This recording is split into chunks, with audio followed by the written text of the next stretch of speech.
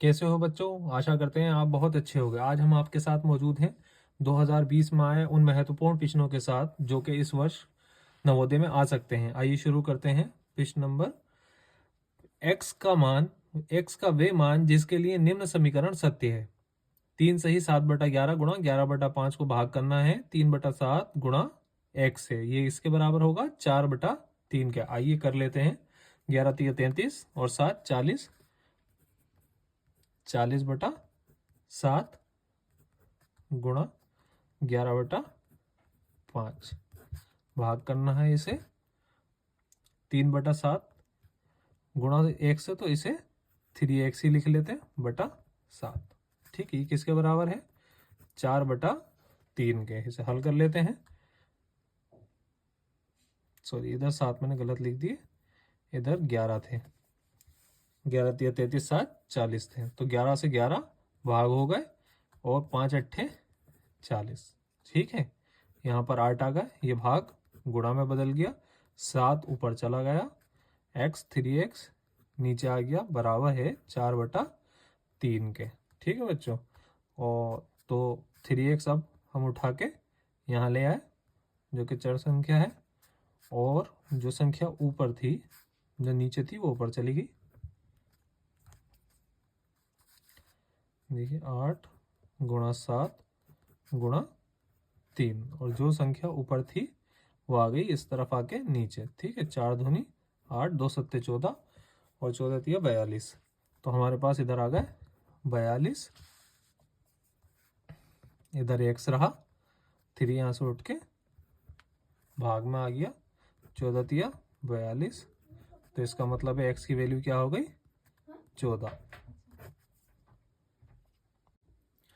आइए अगला प्रश्न ले लेते हैं। अगला प्रश्न है, यदि एक संख्या b एक अन्य संख्या c से 10% कम है तथा c 150 से 5% अधिक है तो b का मान बताइए। ठीक है, आइए कर लेते हैं। देखिए c कह रहे हैं कि c 150 से 5% अधिक है, यानी कि उसका 5% निकाल लीजिए। ठीक है, जब हम इसका 5% निकालेंगे तो हमारा आ जाएगा 7.5 रुपये, यानी कि c जो है वो 157 रुपये 5 पैसे है। ठीक, तो ये कह रहे हैं जो b है वो c से 10% कम है। देखो 10% कम, 100 में से 10% कम कर लीजिए, यानी कि 90% कितना होगा इस संख्या का वो निकाल लीजिए। ठीक है, जब हम इसे भाग करेंगे 1 0 से 1 0 चला जाएगा और भाग करेंगे तो हमारा उत्तर आएगा 141 रुपये 75 पैसे। ठीक, ये हो गया बच्चों आपका उत्तर। आइए अगला प्रश्न देख लेते हैं। हमारा अगला प्रश्न है, 175 ग्राम के 10% का 5% बराबर है। ठीक है, देखिए संख्या क्या है? 175। 175 का कितना प्रतिशत? 10%, यानी कि 10/100। और फिर इसका कितना प्रतिशत? 5%, यानी कि 5/100। ठीक है, 1 0 से 1 0 कट गया। 175 की 5 से जब गुणा करेंगे हम, 25 के 5, 5 7 35 और 2 37। ठीक, बटा में 100 की 10 से गुणा करेंगे तो 1000 आ जाएगा। ठीक, 3 0 हटा के 3 संख्या पहले दशमलव लगा देंगे तो हमारा उत्तर हो जाएगा 875 ग्राम। ठीक है बच्चों, आइए अगला प्रश्न ले लेते हैं। एक पार्क 1500 मीटर लंबी तथा 750 मीटर चौड़ी है। एक साइकिल सवार को इस पार्क के 4 चक्कर लगाने हैं। 4.5 किलोमीटर प्रति घंटे की चाल से उसे कितना समय लगेगा? ठीक है, सबसे पहले तो इसका परिमाप निकालना पड़ेगा, तभी हमें पता चल पाएगा कि 4 चक्करों में ये कितना चला। ठीक है, तो आप सबसे पहले निकाल लीजिए आप पार्क का परिमाप। ठीक है, पार्क का परिमाप मतलब आयत का परिमाप। 2 गुणा लंबाई, लंबाई कितनी है? 1500 मीटर, प्लस चौड़ाई, चौड़ाई कितनी है? 750 मीटर। इसे हल कर लेते हैं। 2 गुणा 15 7 22, 2250 हो गई। 2250 की जब हम 2 बार गुणा करेंगे तो हमारा आ जाएगा 4500 मीटर। ठीक, ये तो एक बार का हुआ। चक्कर कितने लगाना है? 4। ठीक, तो 4 चक्कर लगाने में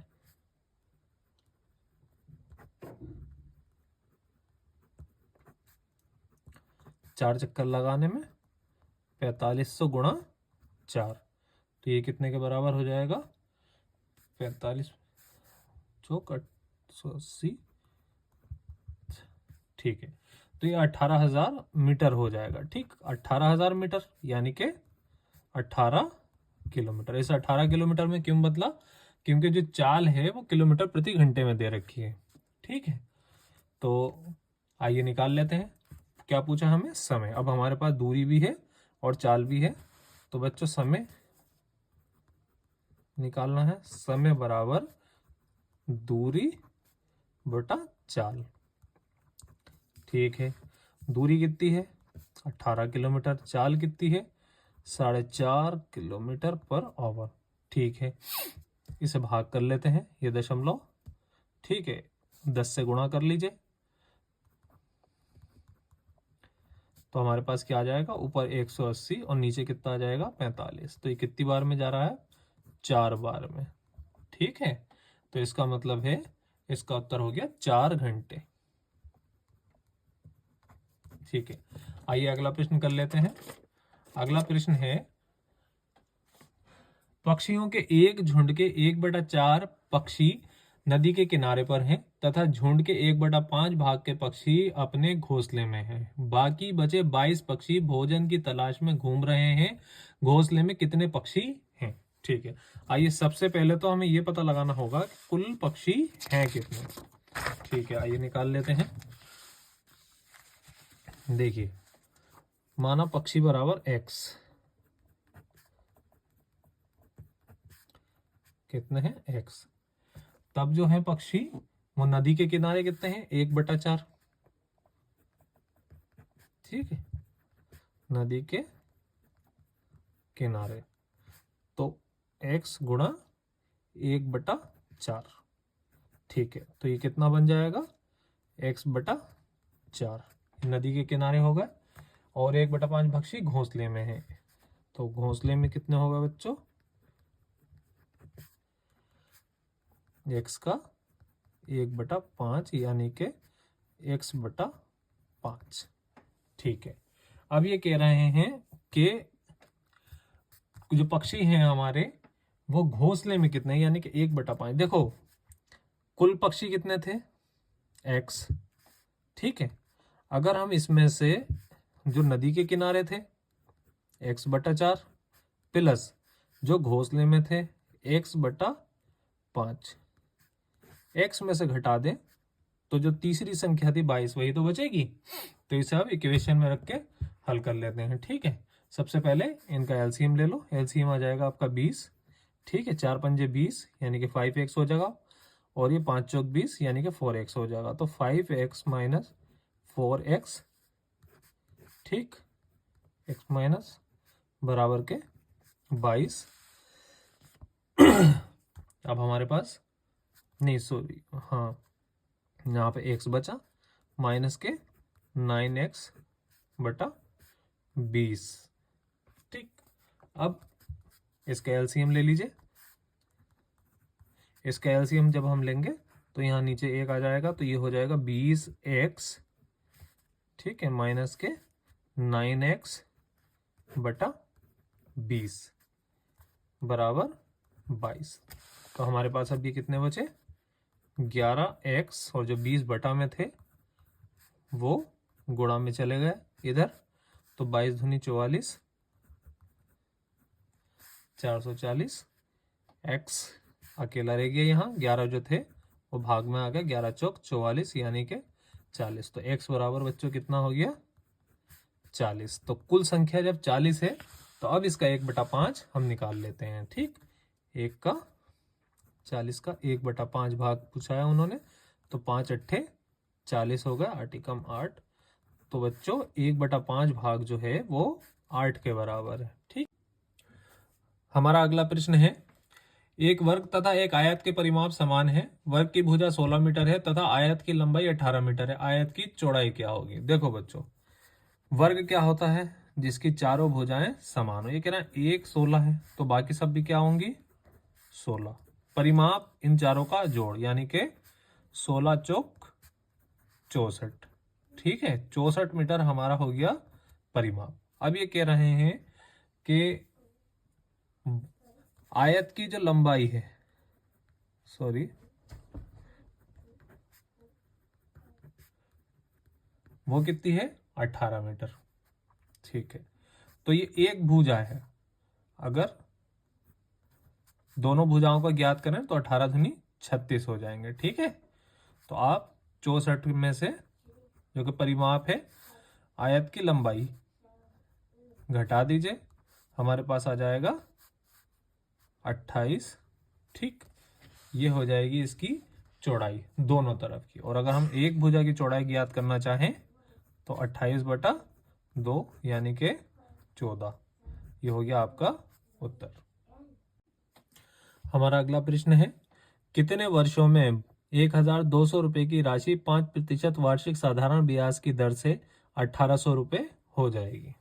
ठीक है, देखिए सबसे पहले ब्याज देखिए, 1800 रुपए होना है कितने से? 1200 रुपए से, यानी कि ब्याज कितना रुपए बढ़ जाएगा? 600 रुपए। ठीक, आइए सूत्र में रख लेते हैं। अगर ब्याज 600 है तो मूलधन कितना है? 1200। दर कितनी दे रखी है? 5%। ये पूछ क्या रहे हैं? समय।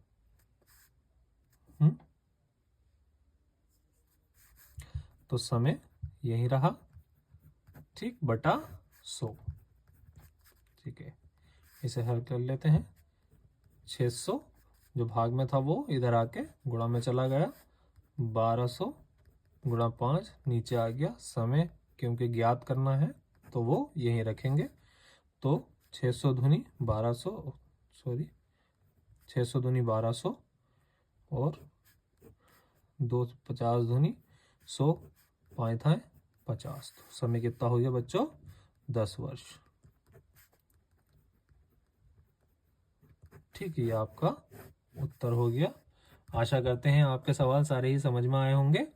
और अगर इसमें किसी भी तरह का कोई संशय वगैरह हो तो आप हमसे कमेंट्स में पूछ सकते हैं। हमारे चैनल को सपोर्ट कीजिए, लाइक शेयर सब्सक्राइब ज़रूर कीजिए। धन्यवाद।